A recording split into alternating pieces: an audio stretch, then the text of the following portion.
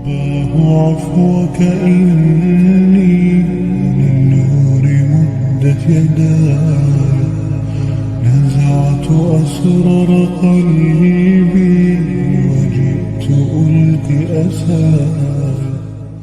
അസ്സലാമു അലൈക്കും. വെള്ളിവെളിച്ചത്തിലേക്ക് സ്വാഗതം. ബിസ്മില്ലാഹി വൽഹംദുലില്ലാഹി വസ്സലാത്തു വസ്സലാമു അലാ റസൂലില്ലാ വഅലാ ആലിഹി വസ്വഹ്ബിഹി അൽഫായിസീന ബിർളല്ലാഹ്. വായിച്ച് നമുക്ക് വളരാം.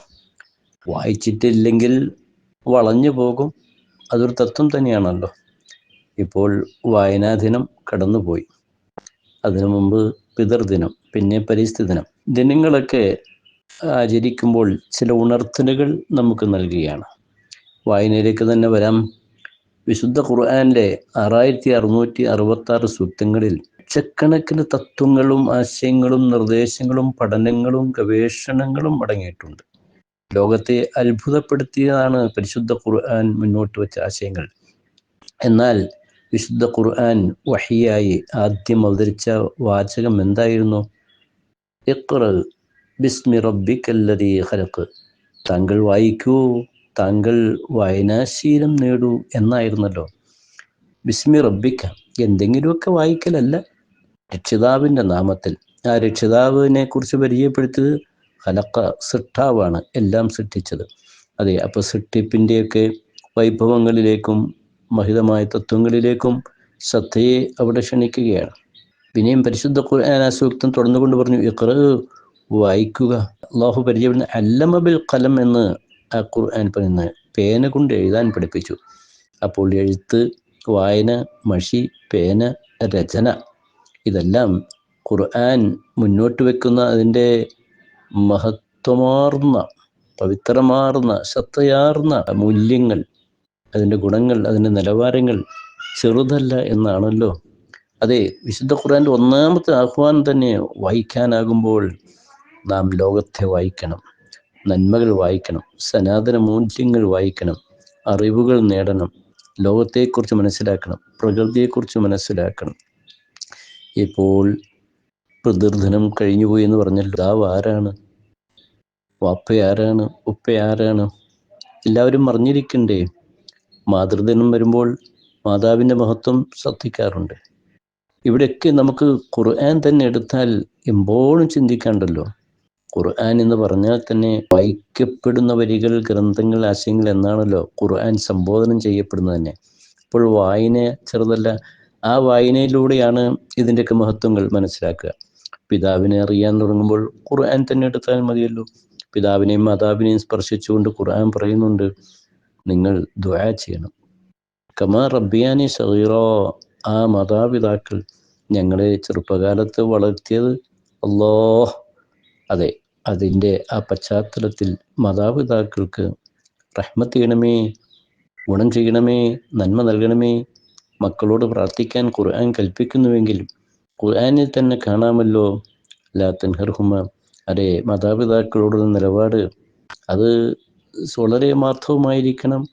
ബാലിശമാകരുത്, ഗൗരവത്തിലാകരുത്, ശക്തമാകരുത്.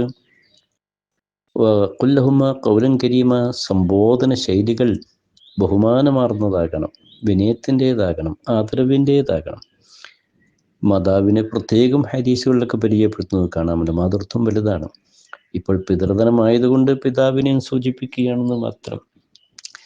ബഹുമാനപ്പെട്ട സയ്യിദ് ഖലീൽ ഇബ്രാഹിം ബുഖാരി കാലികമായ ചില കാര്യങ്ങളൊക്കെ വരികളിൽ അനുവാചകരെ ശ്രദ്ധ ക്ഷണിക്കുന്ന വ്യക്തിത്വമാണ്. സ്നേഹ കുടുംബം അദ്ദേഹം അവതരിപ്പിക്കുന്നതിൽ ഒരു ബാപ്പുക്കയെ പരിചയപ്പെടുത്തുന്നുണ്ട്. നാട്ടിലെ മധ്യസ്ഥനായിരുന്നത്രേ. എന്തെങ്കിലുമൊക്കെ വിഷയങ്ങൾ ഉണ്ടായാൽ തൻ്റെ മുന്നിലെത്തും, മാന്യമായ പരിഹാരം അദ്ദേഹം നൽകും. ആ സമയത്ത് ഒരു മകൻക്ക് പിതാവിനെക്കുറിച്ച് പരാതി ഉണ്ടായി. ബാപ്പു സാഹിബിൻ്റെ സന്നിധിയിലെത്തി. അദ്ദേഹം പറഞ്ഞത്രേ, എല്ലാ വിഷയങ്ങളും ഞാൻ ഇടപെടാറുണ്ട്, എന്നെക്കൊണ്ട് കഴിയുന്ന പരിഹാരം നൽകാറുണ്ട്. പക്ഷെ വാപ്പ, അത് മോൻ ചെയ്യേണ്ടത് വാപ്പയുടെ അടുത്ത് പോയി മാപ്പ് ചോദിക്കൂ. വാപ്പയുടെ അടുത്താണ് ഇനി തെറ്റെങ്കിൽ തന്നെ, അതെ, പിതാവല്ലേ, അവിടെ നാം വിനയാന്യതരാകണം, അവിടെ താഴ്മ കാണിക്കണം, പിതാവിൻ്റെ പൊരുത്തം വാങ്ങണം. അങ്ങനെ ആ ആൾ അത് ചെയ്തു എന്നാണ് ഞാൻ ആ ഗ്രന്ഥത്തിൽ വായിച്ചത്. അതെ, അപ്പോൾ ഒരു കുടുംബനാഥൻ ആവുമ്പോൾ വാപ്പ മക്കൾക്ക് വേണ്ടി പണിയെടുക്കുന്നു, കുടുംബത്തെ പോറ്റാൻ കഷ്ടപ്പെടുന്നു അല്ലേ, എൻ്റെ മക്കൾ, എൻ്റെ ഭാര്യ, എൻ്റെ കുടുംബം, ഇതല്ലേ ചിന്ത. അപ്പോൾ ആ കഷ്ടപ്പാടുകളെയും പ്രയാസങ്ങളെയും ഒക്കെ മക്കൾ അത് തിരിച്ചറിഞ്ഞേ പറ്റൂ. ലോകവും ആദരവിലാണ്. ഖുർആനും ഹദീസും ഒക്കെ ഇത് മുന്നോട്ട് വെക്കുന്നു, മതപ്രമാണങ്ങൾ മുന്നോട്ട് വെക്കുന്നു. ലോകത്തൊക്കെ ആ പിതാവിനെ അത് അർഹിക്കുന്ന ബഹുമാനത്തിൽ കൊണ്ടുപോകണമെന്നാണല്ലോ. അങ്ങനെ പിതാവിൻ്റെ നേതൃത്വമൊക്കെ അംഗീകരിച്ച് മാതാവിനുള്ള ബഹുമാനം കാണിക്കുമ്പോൾ കുടുംബത്തിൻ്റെ സന്തുലിതാവസ്ഥ നിലനിൽക്കും, ശാന്തമായ അന്തരീക്ഷം ഉണ്ടാകുമല്ലോ. 10 കാര്യങ്ങൾ അബുൽ സമർഖന്ദി റളിയല്ലാഹു അൻഹു വിശദീകരിക്കുന്നുണ്ട് കുടുംബ ബന്ധത്തിൻ്റെ ശാക്തീകരണത്തിനാണ്. 1, അള്ളാഹുവിൻ്റെ തൃപ്തി അതിലൂടെ ലഭിക്കും. 2, കുടുംബങ്ങൾക്കിടയിൽ സന്തോഷം കളിയാടും. 3, മലക്കൾ ഇതുവഴി സന്തോഷിക്കും. 4, മുസ്ലിങ്ങളുടെ നല്ല പ്രശംസ ലഭിക്കും. 5, ഇത് ഇബ്ലീസിന് വിഷമമുണ്ടാക്കുന്ന കാര്യമാണ്. 6, ആയുസ് വർദ്ധിപ്പിക്കും. 7, ഭക്ഷണത്തിൽ ബറക്കത്ത് ലഭിക്കും. 8, മരണപ്പെട്ടവരെ സന്തോഷിപ്പിക്കും, അതായത് പൂർവികരൊക്കെ അതൊക്കെ കണ്ട് സന്തോഷിക്കും. 9, സ്നേഹബന്ധം വർദ്ധിക്കുന്നതാണ്. 10, മരണാനന്തരം നന്മകളൊക്കെ സ്മരിച്ച് കുടുംബങ്ങൾ പ്രാർത്ഥിക്കുന്നത് കാരണമായി പ്രതിഫല വർധനവൊക്കെ ലഭിക്കും. ഇതെല്ലാം പിതാവിൻ്റെ നേതൃത്വം സാരഥ്യവും അംഗീകരിച്ച് മാതാവിൻ്റെ കടപ്പാടും അംഗീകരിച്ച് കുടുംബത്തിലുള്ളവർ പെരുമാറുമ്പോൾ ഈ അനുഗ്രഹങ്ങളൊക്കെ ലഭിക്കുമെങ്കിൽ നമുക്ക് കഴിഞ്ഞുപോയ പിതൃദിനത്തിൻ്റെ വായനാ ദിനം അനുസ്മരിച്ച് പിതാവിനോടുള്ള കടപ്പാടുകൾ പൂർത്തീകരിച്ച് കുടുംബത്തെ ശാക്തീകരിക്കാൻ നമുക്ക് നോക്കാം. ഒപ്പം നമുക്ക് തൊട്ടടുത്ത വായനാ ദിനത്തിൻ്റെ പ്രസക്തിയിലേക്ക് വീണ്ടും വീണ്ടും വായനാജ്വരവുമായി നമുക്ക് മുന്നോട്ട് പോകാം. നമ്മുടെ കേരളത്തിൽ നമുക്കറിയാമല്ലോ, എത്രയോ സാഹിത്യകാരന്മാരുണ്ട്, വിവിധ മതങ്ങളിലുള്ളവരും ഒക്കെ ഉണ്ട്, സാഹിത്യരംഗത്ത് അറിയപ്പെട്ടവരും ഒക്കെ ഉണ്ട് അല്ലേ. അവരൊക്കെ വായിക്കണമെങ്കിൽ, ഗ്രന്ഥം രചിക്കണമെങ്കിൽ എത്രയോ വായിക്കണം. എന്തിനേറെ നമ്മുടെ ഉലമാക്കൾ, ഇമാമുകളൊക്കെ ഒരുപക്ഷെ അവർക്ക് പലർക്കും ഉറക്കം തന്നെ ഉണ്ടോ എന്ന് സംശയിക്കുക. എത്രയാണ് എഴുതിക്കൂട്ടി. ഇന്ന് ജീവിച്ചിരിക്കുന്ന നമ്മുടെ കോടമ്പഴ ഉസ്താദിനെ കുറിച്ചൊന്ന് നോക്കൂ. എത്ര ഗ്രന്ഥങ്ങൾ അദ്ദേഹം എഴുതിയെന്ന് എനിക്ക് കൃത്യമായിട്ട് തിട്ടപ്പെടുത്താൻ കഴിയില്ല. അത്രയും ഗ്രന്ഥങ്ങൾ എഴുതെങ്കിൽ എത്ര സമയം വായിച്ചിരിക്കണം. അതെ, വായിക്കൂ, ഇഖ്റ, ഖുർആനാണല്ലോ പറഞ്ഞ് വായിക്കുക, വായനാശീലം വളർത്തുക. ഇത് സഹോദരിമാരിലും ഉണ്ടാക്കണം. നമ്മൾ മഹദികളെ കുറിച്ചൊക്കെ പറയുമ്പോൾ മുത്തനബി സല്ലല്ലാഹു അലൈഹി വസല്ലം തങ്ങളുടെ പ്രിയപത്നി ആയിഷ ബീവി ബുദ്ധിമതിയായിരുന്നല്ലോ, വിവരസ്ഥയായിരുന്നല്ലോ. ആയിഷ ബീവിയുടെ വിവാഹം തന്നെ അവരിലൂടെ വിവരവും വിജ്ഞാനവും ലോകത്തിന് സമർപ്പിക്കുക എന്ന ലക്ഷ്യവും പുന്നാര നബിക്ക് ഉണ്ടായിരുന്നുവെങ്കിൽ അവരുടെ സാഹിത്യ ശൈലിയെക്കുറിച്ചും കഴിവിനെക്കുറിച്ചുമൊക്കെ പല മഹാന്മാരും വചനമായി സംസാരിച്ചിട്ടുണ്ട്.